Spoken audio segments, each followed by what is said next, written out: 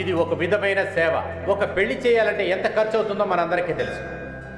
అలాంటప్పుడు కుమారి మందారదేవి ఎన్నో సంవత్సరాలుగా ఈ సేవని వదలకుండా చేస్తున్నారు. ఆవిడికి నా కృతజ్ఞతలు చెప్తున్నాను. కుమారి మందారదేవి నడుపుతున్న ఈ రకమైన పెళ్ళిళ్ళు అందరికీ మంచి జరగాలనే ఉద్దేశంతోనే ఆవిడ బీదవాళ్ళకి ఇటువంటి సేవలు ఎన్నో చేయాలని చెప్పి నా అభిప్రాయాన్ని చెప్తున్నాను. ఈ సమయంలో కుమారి మందారదేవి 1-2 మాటలు మాట్లాడాలని నేను కోరుకుంటున్నాను. ఇదిగోండి, మాట్లాడాలి. అందరికీ నమస్కారం. ఈ మందార ఈ స్థానానికి ఎదిగానంటే అందుకు మీ అభిమానమే కారణం. మన అయ్యగారు చెప్పినట్టు నేను గొప్ప పనేమీ చేయలేదు. ఇదొక చిన్న సేవే. ఆయన అందుకు మర్యాద ఇచ్చి నన్ను ఈ సభకి ఆహ్వానించారు.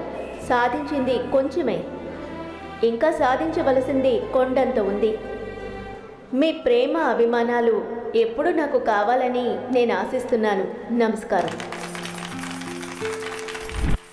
అయ్యో అమ్మా, అబ్బా, అయ్యో పాప అమ్మాయి మందులు తీసుకొచ్చి ఇచ్చింది, ఆయింట్మెంట్ కూడా తెచ్చింది.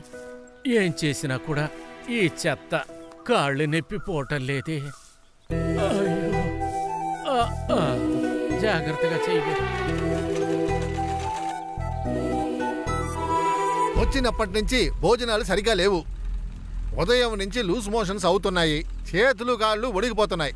సరిగ్గా భోజనం పెట్టని వీళ్ళందరూ ఎందుకు ఆశ్రమాన్ని నడుపుతున్నారో తెలియట్లేదు. ఊరికే అరవకండి. ఇక్కడ అందరికి ఒకేలాగా వంట, ఒకేలాగా భోజనం ఉంటుంది. మీలో ఎవరికైనా భోజనాలకి ఇబ్బందిగా ఉందా? ఎవరికి బాధ లేదు. ఆ అమ్మాయి ఆశ్రమం నడిపించడానికి ఒట్టి పేరు కోసం కాదు, మానవత్వం కోసం. ఈ ఆశ్రమం జరపడానికి ఎంత కష్టపడుతుందో తెలుస్తుందా మీకు? ఓ, చాలా కష్టపడుతున్నారు. నేను చూస్తున్నాను కదా. ఇష్టం వచ్చినట్టుగా రావడము, ఇష్టం వచ్చినట్టుగా పోవడము. పేరు మాత్రమే తల్లి ఒడిలో. కానీ దాన్ని నడిపిస్తున్నారే వీళ్ళకి మంచి పేరే లేదు. మీరందరూ మనుషులా? నీతి లేనోడా? రోడ్డు పక్కన దగ్గుకుంటూ కూర్చున్నావు కదా. మీలాంటోళ్ళని ఆశ్రమంలోకి తీసుకొచ్చి తల్లిలాగా చూసుకుంది కదా. అది కూడా నువ్వు ఎంత అన్యాయం చేసింది తెలిసినా కూడా. అన్యాయమా? నేనేం అన్యాయం చేశాను తనకి? జాగ్రత్తగా రమ్మా. మనకి అబ్బాయి పుడతాడు. వాడు మన వంశానికి వృక్షం అవుతాడు.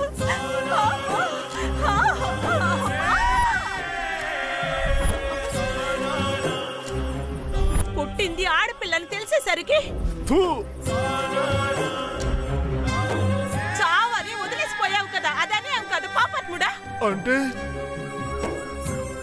పావని నా కూతురా? ఆ అమ్మాయి ఈ ఆశ్రమానికి తల్లిగా ఉంది.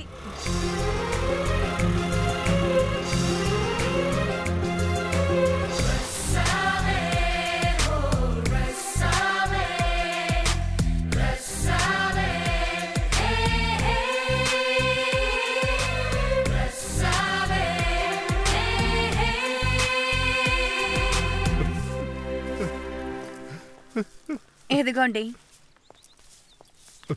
అరే, ఏమైంది? ఎందుకు ఏడుస్తున్నారు? ఉదయం నుంచి లూజ్ మోషన్స్ అవుతుందంట. అయ్యో, దీనికంతా మీరు బాధపడకండి. 1 వారంగా మెడికేషన్స్ లో ఉన్నారు. మీ తాగుడు అలవాటు తగ్గాలనే నేను మీ భోజనంలో మందు కలిపిమ్మన్నాను. రేపటి నుంచి నార్మల్ భోజనం వేస్తారేనా? మీకిక తాగాలనిపించదనుకుంటాను. లేదమ్మా, ఇక ఎప్పుడు నేను తాగను. ఇక మీదట నేను అనాథ, నాకంటూ ఎవరూ లేరని బాధపడద్దు. ఇలా చూడండి, మేమందరం మీకు బంధువులమే. మీకేం కావాలన్నా మీరు నాతో అడగచ్చు. అలాగేనమ్మా.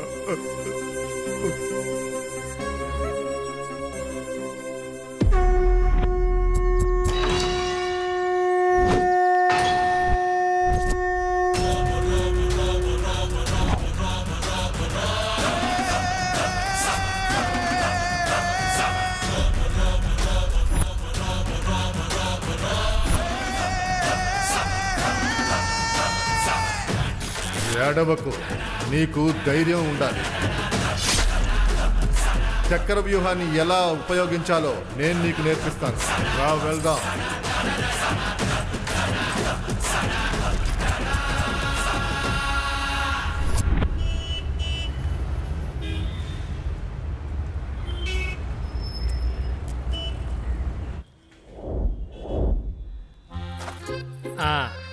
చక్కు చక్కు చక్కు చక్కు జంగ్ జంగ్ జంగ్ జంగ్ జంగ్ జంగ్ జంగ్ జంగ్ జంగ్ చక్కు చక్కు చక్కు చక్కు జంగ్ జంగ్ జంగ్ జంగ్ జంగ్ జంగ్ చక్కు చక్కు చక్కు చక్కు చక్కు ఏంటన్నా ఇలా ఉతుకుతున్నారు?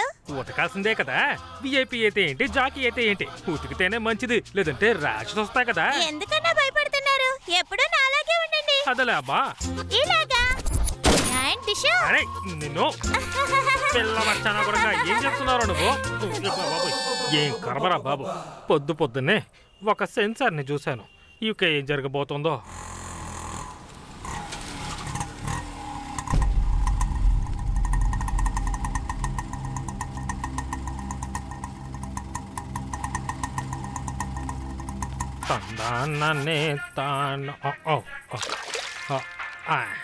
హలో, అమ్మాయిలు కట్టేది రాకి, ఇటుపక్క జాకి, అటుపక్క ఎవరు నాకు చెప్పండి.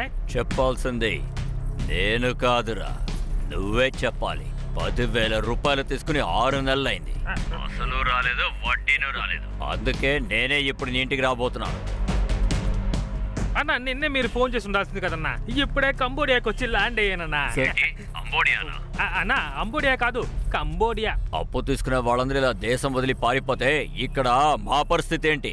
సార్ ఏంటి నన్ను ఆటో వాడు మోసం చేశాడు. ఆంజనేయ బ్లాక్ అని చెప్పి కాంబోడియా దగ్గర దింపేసి వెళ్ళాడు. ఆంజనేయ బ్లాక్ ఎక్కడుంది? ఏమయ్యా, ఇది ఆంజనేయర్ బ్లాకే. దీన్ని ఎవరు నీకు కాంబోడియా బ్లాక్ అని చెప్పాడు? ఎవడా పిచ్చన కొడుకు? ఫోన్ లో మీరే చెప్పారు కదా సార్. కట్ అయిపోయింది. ఏంటి గాలిబా వేడిగా వీస్తోంది? కాంబోడియానా? కొట్టండి రావండి. దయచేసి చెప్పింది బాబు.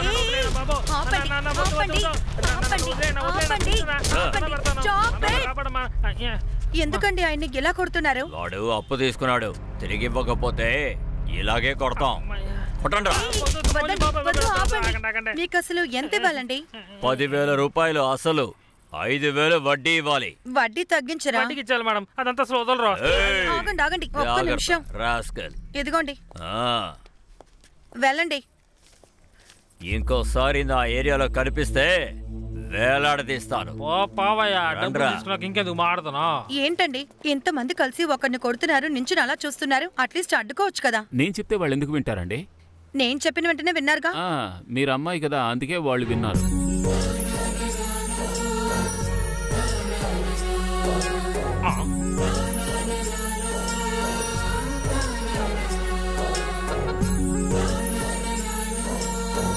పెద్ద సహాయమే చేశారు మేడం. మీ సహాయానికి నేను అసలు ఇంకేం చేయగలను, నాకేం అర్థం కావట్లేదు మేడం. ఏం పర్వాలేదులేండి, కష్టపడే వాళ్ళకి హెల్ప్ చేయడమే కదా ముఖ్యం. ఇంకా అది నా డబ్బు కాదు, అది ఆశ్రమం డబ్బు.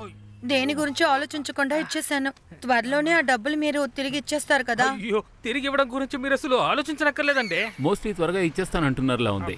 సరే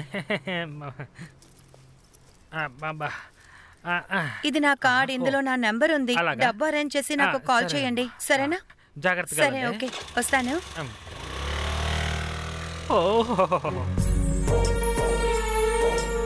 ఏమయ్యా, ఇదిగో తమ్ముడు, నీ పేరేంటి?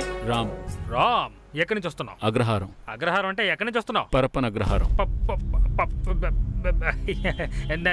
నేనే కాస్త జాగ్రత్తగా ఉండాలి. నీ ఎక్కడికి వెళ్ళాలి? అదే వెతుకుతున్నాను. అలాగా, జైలు నుంచి వచ్చాడు, ఎప్పటికైనా ఉపయోగపడతారులే. నువ్వు ఎక్కడెక్కడ తిరగక్కర్లేదులే, నేను ఉంటుంది కూడా డబుల్ బెడ్రూమే, అందులో నువ్వు ఉండొచ్చు. హ్యాపీయా? సరే సరేరా.